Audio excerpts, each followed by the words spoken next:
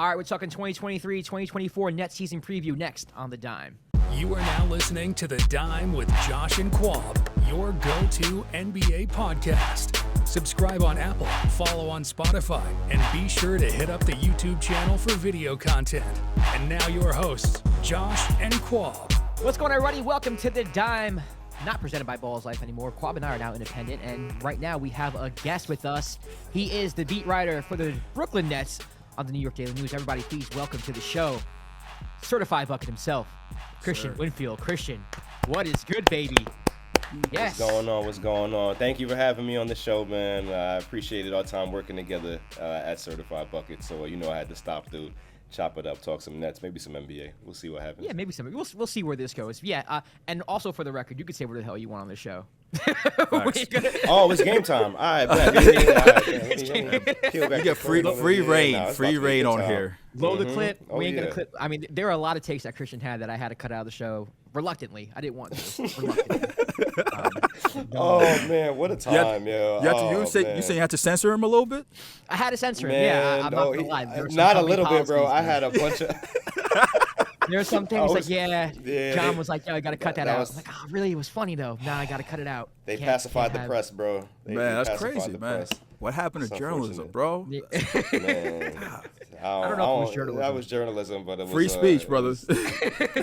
Yeah, no, it was that, but it wasn't that. But it was that. It was a good time. It was a very rigid show. Like, so those were good times, man. I'm glad to have you on the show, man. I think you're a phenomenal talent on podcasts and on TV if you ever do TV, and you're a phenomenal writer. Yeah, as we were just talking about, man, that's one of the reasons why I also decided to cut some weight, man. When you go on TV and you see how much weight really translates to when you're on the screen, it's like, God damn, I let myself go that far. And it's like, you got to cut down. So like I was telling you, I've been cutting, I've been working out, bro. I've been going for runs shirtless now, and that shows you how far I done came, because before I was double shirt with the hoodie on top of that, trying to cover up the flub. You know what I'm saying? So I feel you. You're gonna look like 50 Cent going into Barclays Center with those guinea tees on that he used to wear back then. Now it's about to be no tees. I already told you, shirtless.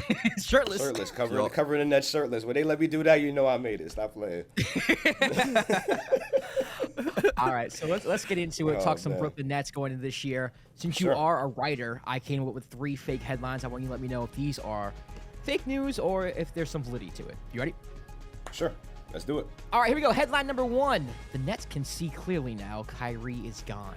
Kristian, are the Nets better off without Kyrie Irving? Man.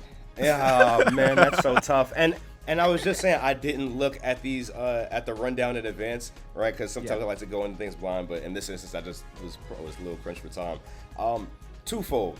Number 1, there's no monetary value you can put on Kyrie when he's on the basketball floor and just doing the things that he does, right? People line up around the corner just to see what he's going to do with the basketball, right? So we can start there. But at the same time, it's a package deal with him, right? You're getting the phenomenal talent, but you're also getting the baggage. And I covered all of that up close and personal. And yes, the Nets can see clearly now, right? Because because you get so wrapped up in what he's able to do with the basketball that sometimes you tend to let some of the other things slide. And it's like at a certain point, it just becomes too much as a franchise, right? And that's what ended up happening there. Now it's, a complete 180. You've got 2 real unassuming guys, Mikal Bridges, Cam Johnson. I think first 2 weeks, Mikal Bridges went up to what did he get? A chopped cheese the Aki way, and went behind the counter and started cooking it with the guy. Like I mean, he's just chill. You know what I'm saying? Real cool dude. Cam Johnson, kind of the same kind of just chill personality. And now you're trying to build around those guys, and it's sure, I'll say it, it's less of a headache for the franchise, less of a headache for, I was just telling you guys, it was my birthday at midnight when Kyrie posted the anti-Semitic link on Instagram and Twitter. I'm at Dumbo House turning up. I look at my phone, Kyrie did what? Joe Tsai is tweeting about this in the middle of the night, and that would never happen, right? At least, knock on wood, I don't think that's going to happen with Mikal Bridges, with Cam Johnson, the most controversy you have right now is with Ben Simmons, and that's a basketball thing. You want him to be back on the floor healthy, and we're hoping that's the case, right? I haven't gotten in the gym to see him, but from what other people are saying, he looks good. But it's one of those things where you've heard this before, and you kind of just want to see him out there play healthy. I'm sure we'll get to that. To the headline, yes, it's real news, right? And it's not a full knock on Kyrie because his time here was electric. right? But I mean, when you just count the number of missed games versus, you know, the results that they had, the Nets never made it past the second round. They would have went past the second round if he didn't get hurt in that Bucks series, right? And that's a freak injury, but that just kind of sums up a lot of it, right? Absence on the court and, you know, just not making far enough playoff runs. So yes, the Nets can see clearly now. I mean, was it all monetary? Was that what it is? He just wasn't getting the extension that he thought he was going to get or he wanted, and that's why he left? I mean, because the Nets were playing their best basketball of the season when this happened. It came at the worst possible time. Yeah. And that's kind of one of the big unknowns, too, right? Because the timing of it was just so awkward. And I do think, you know, from my reporting during the time, you know, the contract, the number of guaranteed years wasn't there that he wanted. And it just became a thing where I think personally, and he said this after the fact in Dallas, he felt disrespected, right? And that's a guy who, when you disrespect him, he's going to stand on that. And that's kind of what ended up happening with the timing. I mean, when you plan a trade request at that specific time, you're tanking a season. And you know you're doing. There's no way after that the Nets were going to be able to do anything. He knew at that point Kevin was going to request a trade. That's the end of that franchise. But at the same time, I mean, there were just so many missteps along the way, and I could spend an hour here going back about when COVID first started and what Kyrie's stance was and how the Nets responded to that. You have to remember, Kyrie would have been eligible to play on the road in those games that season had the Nets not said, hey, no, you're not vaccinated, stay away from the team. And I think that's one of the decisions that's going to haunt both sides to this day. Obviously, yes, you can say what you want. Okay, Kyrie should have gotten vaccinated. Okay, if that's your personal opinion, that's his personal belief that he didn't want to. And in markets that are not New York, he could have been able to play. So, and I could go down. We could be talking about this for years, right? But it's unfortunate that it ended the way it did. I think Nets fans take the worst brunt of that because this was their opportunity to become like front and center for an extended period of time. You could have had KD, Kyrie, Harden here for 5-7 years, and Nets fans were tasting that, and then it all just kind of disappeared just like that. So you okay, Quab? You okay? I saw the pain in your face when you. What do you mean pain in my face? Sorry, bro. It's sorry, just, bro. I've been a Nets fan my whole life, so this was like, it was the highest of highs, and also this was the opportunity. That was the opportunity. That was your chance. And the way it dropped, you're kind of just like, wow, this is how it's gonna end. In your opinion, what? I'll never forget when KD hit that shot. And then it ended up being a 2 and not a 3. Yeah. I jumped out of my seat. Everybody around me went crazy. KD thought the game was over. It was a 2. And once I realized it was a 2 and the game was going to overtime, I was like, there's no way these guys are about to win an OT. It's a wrap. Right? Because he was so tired. That was the peak in the whole experience. He was so tired. And I knew they were going to lose the series when Kyrie lands on Giannis's ankle because at that point, James Harden wasn't even playing. So now you're going to have to bring back James Harden on one leg, and then he comes through, and people are dragging him. But I'm like, yo, this man is playing with one hamstring right now. Like, people, it's crazy. I mean, I hope they have a 40 for 40 on that team because they'll probably call me. And I'll be able to that documentary. Talk about that Put team. your Shirt off. Need that. Oh, yeah. Shirtless. I was gonna ask you, what do you think, in your opinion, was the biggest factor in the Big Three era not working? Is it injuries, just like really random bad luck, or just player decisions? I'll leave it as that. No, we can just attack this head on. If Kyrie gets vaccinated, the Nets are NBA champions, I feel like. And there's no, because if Kyrie gets vaccinated, James Harden's not uncomfortable with having to play most of the games. And then you have to remember Kevin Durant goes down and Kyrie's still not vaccinated. He's only playing part of the games at this point. And it's just like, well, what are we really going to do here? If Kyrie gets vaccinated, this team is probably still together right now. And that's crazy to say, but think about it. He's vaccinated. James Harden's healthy.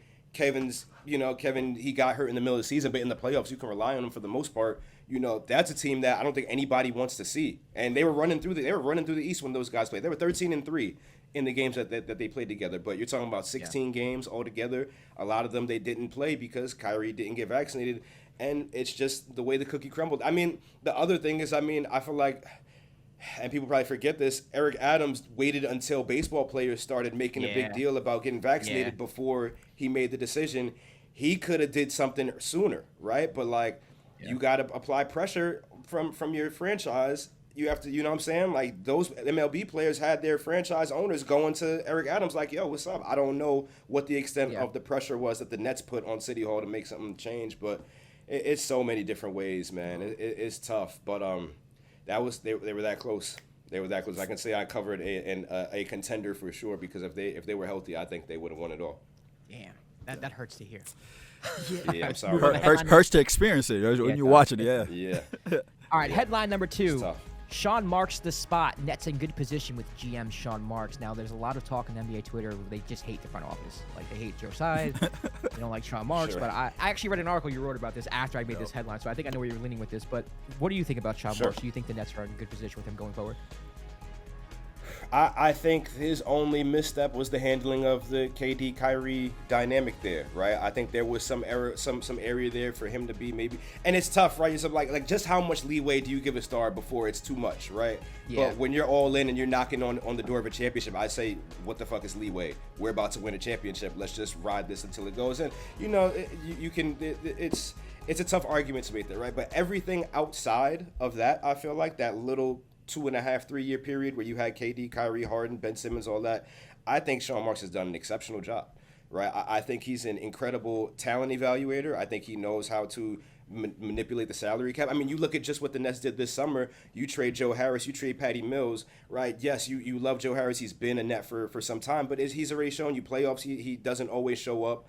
And he's coming off 2 ankle surgeries. You love him as a player, fan favorite. Gotta cut ties with him, right? Gotta clear that cap space. Love Patty Mills. Patty Mills has always been, Ben's. Everybody's joking, say Patty Mills is Ben Simmons' support dog, and it's like that. You need somebody who's going to be able to be there to help him, but you got to trade him because his salary is going to cost 2.5, 3 times more because of the luxury tax.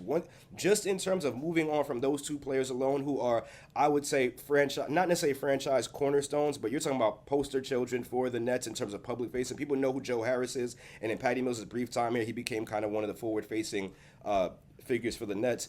Moving on from those 2 players was difficult, but it dropped the Nets below the luxury tax. They're not paying tax. They're above the salary cap, but they're below the luxury tax. And you still have guys like Cam Johnson, Mikal Bridges. You have a complete roster here. And on top of that, you're in the middle of these trades. If the Heat make a trade with Portland for Damian Lillard, the Nets have draft picks, and the Trailblazers want those, right? If the Sixers find some way to move on from James Harden and another team is like, okay, well, maybe we want some draft picks, the Nets are in the middle of all these different scenarios, and they have a team where you can improve on last year solely by virtue of a training camp, because you had a team that got put together in the middle of the season because Kyrie asked out at a crazy time. And then on top of that, you've got a wild card. If Ben Simmons is healthy, knock on wood, we've said this about 100,000 times since he got here. If he's healthy, he's a guy that's going to defend the opposing team's best player and get all your guys. You've got at least 4 guys, or 3 or 4 guys who can shoot 37% from 3 while attempting at least 3 threes in a game.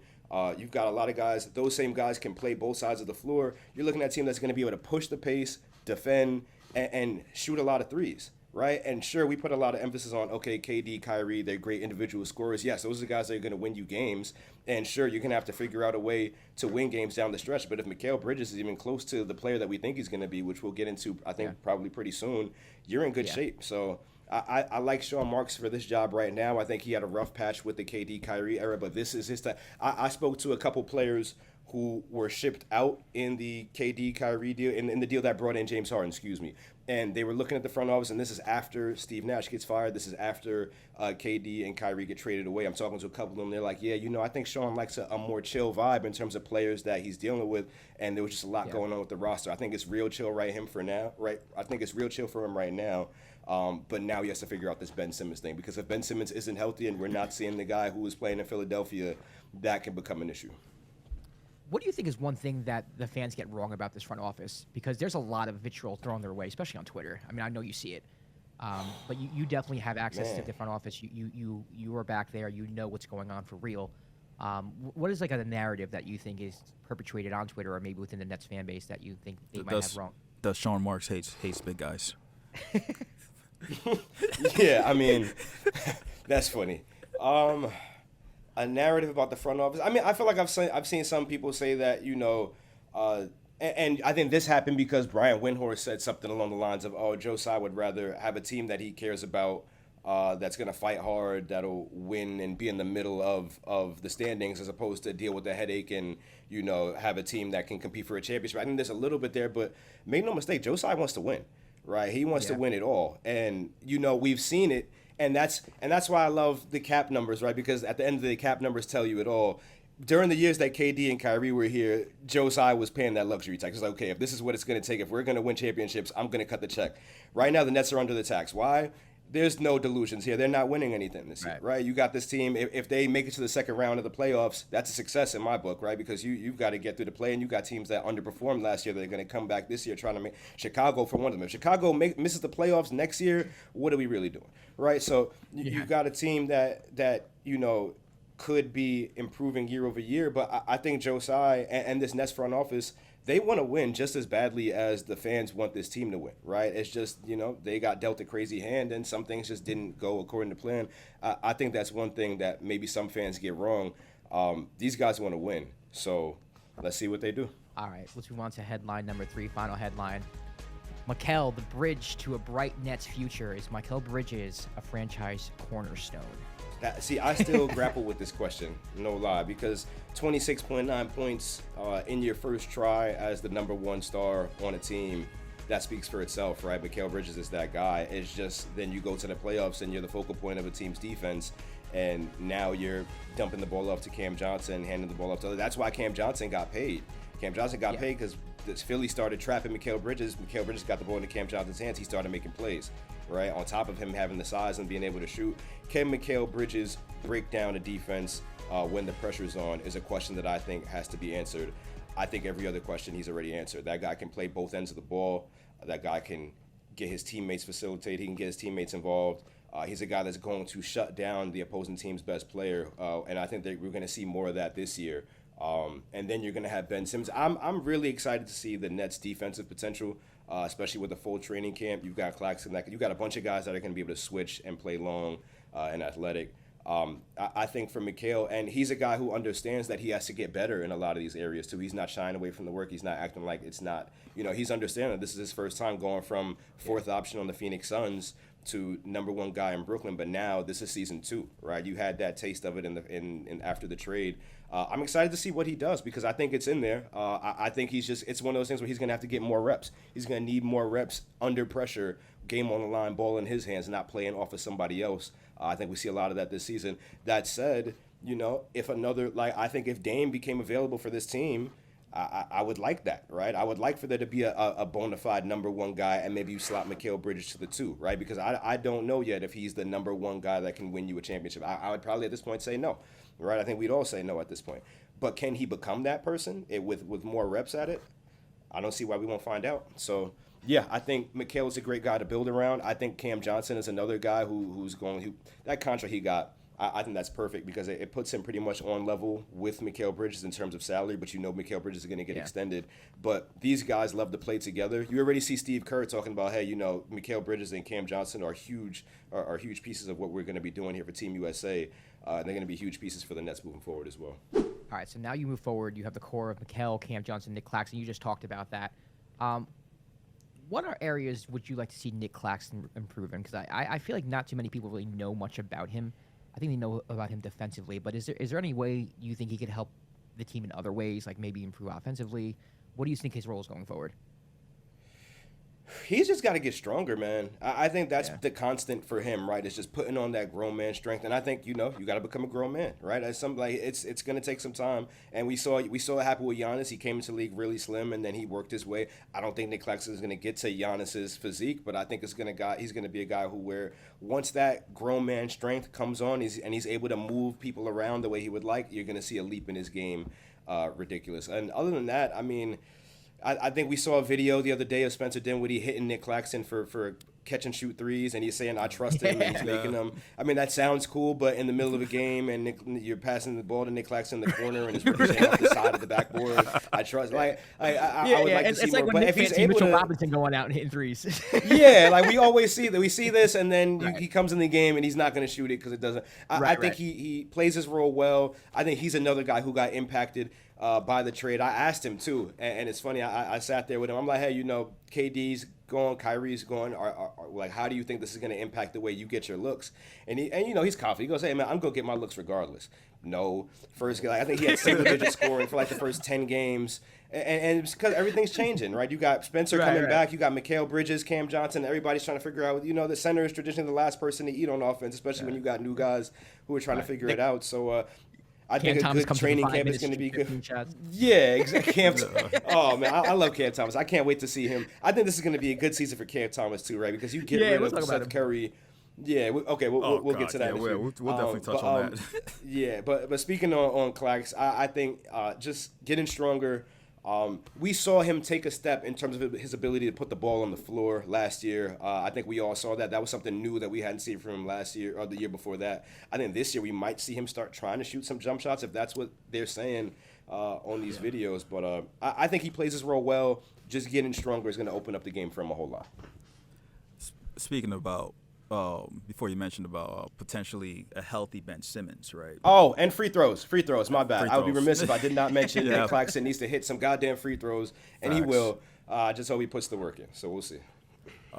Yeah, speaking about that, you always talk about Nick Claxton. He's very confident when it comes to that. He's one of the few players where, like, when he's asked about free throws and stuff, he still says, "I want to go to the line. I'm gonna fix it. I'm gonna work on it." So that's always awesome. But how do you see the potential fit with if Ben Simmons is healthy, with him and Ben Simmons on the floor, like playing major minutes together? Because it's easier to like envision that when you have KD and Kyrie, because those guys are like, it doesn't matter if there's any space, they're tough shot makers. Yeah. But so it's a different dynamic if you have Ben, who's classic non-shooter, Claxton, who works better in the paint, and then other players on the team. Yeah, Jacque Vaughn had issues figuring it out when KD and Kyrie were there, right? So, like, now that you don't have them there, it's difficult. But, I mean, I'm of the belief that you got to find a way to put your 5 best players on the floor and make it work, right? You have to build a system that works to their strengths. I think that's going to be the challenge for Jacque Vaughn this season. You've got, if Ben Simmons is healthy, you've got a point guard who can shut down every other point guard and who can grab rebounds, push the ball in transition. He's a guy that can virtually average a triple-double. When I was talking to Steve Nash before he ended up not being there anymore, he said, I asked him, hey, do you see Ben kind of playing like a Draymond Green type of role, but a little bit more athletic? And this was when you had KD and Kyrie on the team. He goes, absolutely. If you don't have KD and Kyrie on the team, if you've got Ben Simmons and he's able to kind of just direct the offense, but at his own pace, and this is the biggest thing, right? I don't think that it's going to be really difficult if he's not healthy. If Ben is not 100% and he's not able to be aggressive and attack the rim and put pressure on the rim, and by pressure I mean dunk on people, he didn't dunk on anybody last year, right? He did not have one highlight dunk moment that was not like, oh, okay, well, this isn't something we've seen. Like, I need him to come out and be explosive. And if he's not going to be explosive, I think that's going to be a problem because that's where his game is predicated on, right? You have to be able to finish at the rim just to make the defense respect you. And if he's not able to do that, that's going to be a bigger issue, right? I think if he's healthy, it's going to give him more confidence. And that confidence is going to allow him to create for his teammates. I broke down some plays earlier this summer about when he was feeding Mikal Bridges a few times. Mikal Bridges said, hey, Ben Simmons threw me a full court, Hail Mary pass, and I tipped it to myself and made the shot at the last second. That's the type of stuff that you like to see, right? That Mikal Bridges remembers that they have some locker room rapport. There's like something where every time Mikal Bridges will leave the locker room at halftime, Ben Simmons would be the one who throws him a ball.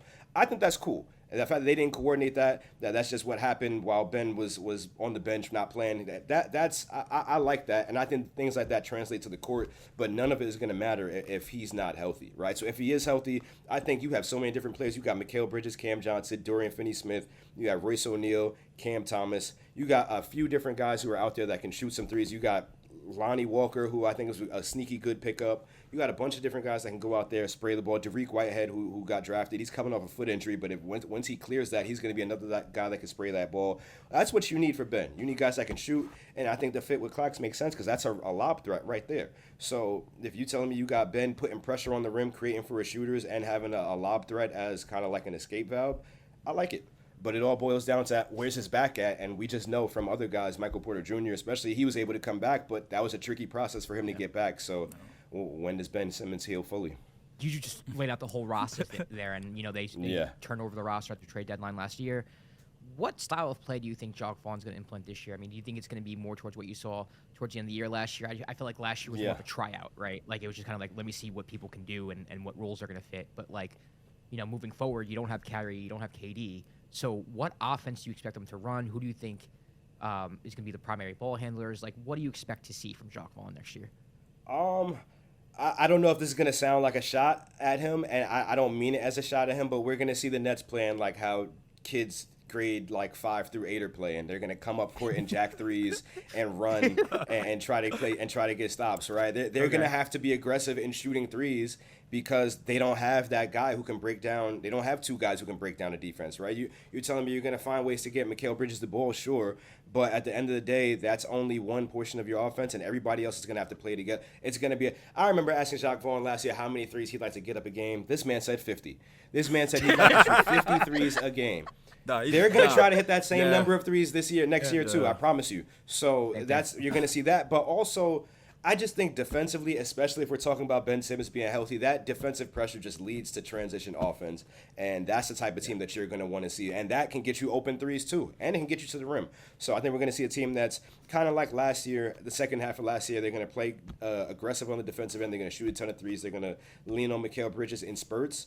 But I think a lot of it is TBD because this team's play style could be drastically changed if Ben Simmons ends up really healthy. This is a top 10 at least defense we're looking at, and from that defense is going to come offensive opportunities. If he's not healthy, I think it's going to be a track meet. They're going to be trying to shoot 65 threes a game, right? And if they can hit half of those, they'll be in good shape. So would you think that leads to more Cam Thomas minutes? I mean, I know Jock doesn't like to play because of it has to. But, it has to because Seth Curry is gone now, and Seth Curry was your guy off the bench who you were going to give minutes in that guard spot just to be able to maybe initiate some offense, but really provide you some perimeter scoring punch.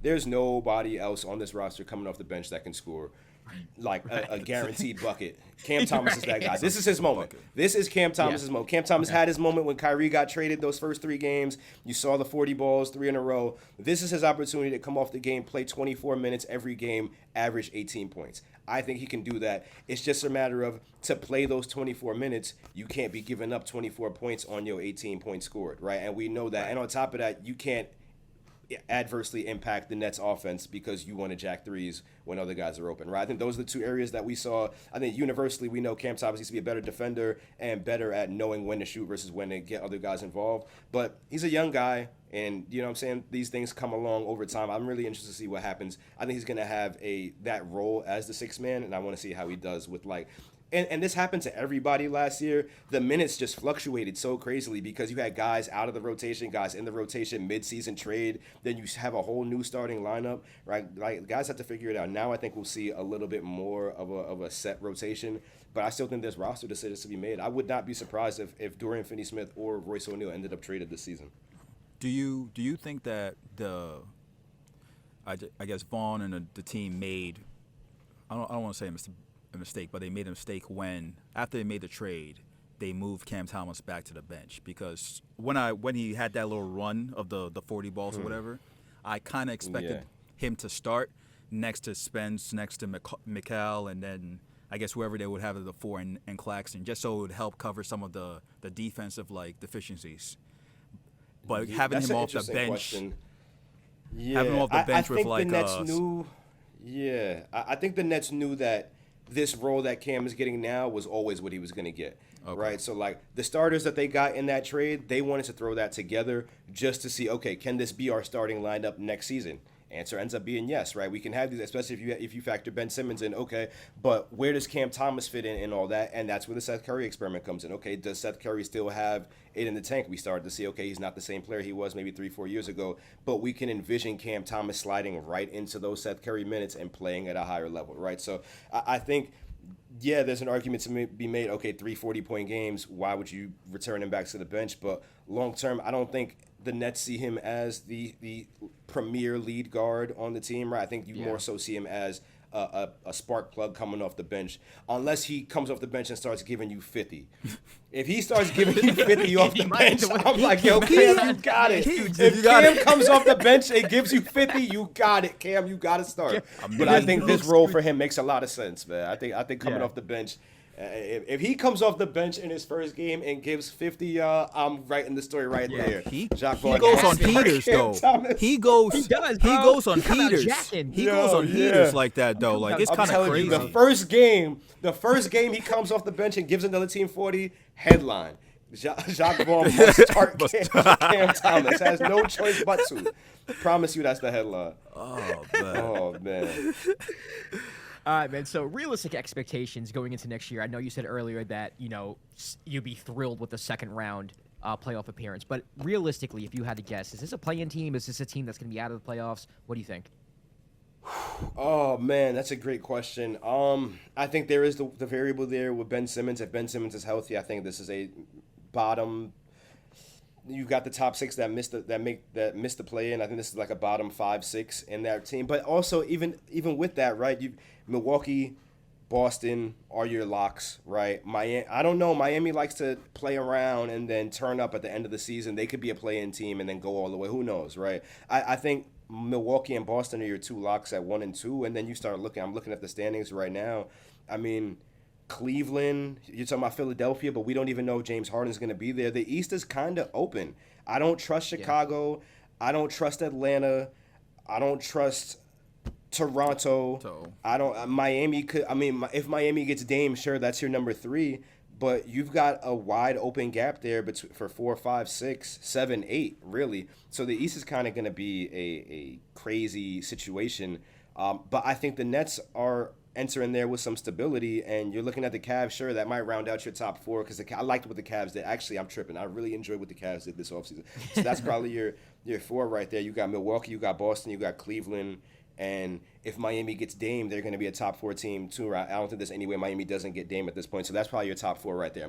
Milwaukee, Miami, Boston, Cleveland, Philly. We don't know what the hell they're going to do, right? So you've got a open slot there. You got 2 open slots there, and I don't see why the Nets can't be there just by virtue of having Mikal Bridges for 82 games. And I hope there's a FanDuel prop somewhere that says Mikal Bridges plays 80 or more games. I'm taking the over and putting everything on, and then that'd probably be when something happens. But either way, I think just by virtue of knowing, just by virtue of knowing that Mikal Bridges is going to show up every game and Cam Johnson's going to try to show up every game as well, I think that just gives you a good shot in any game off rip. And with just the number of shooters, and it's a lot of versatility on this team. I like this team going at least 500.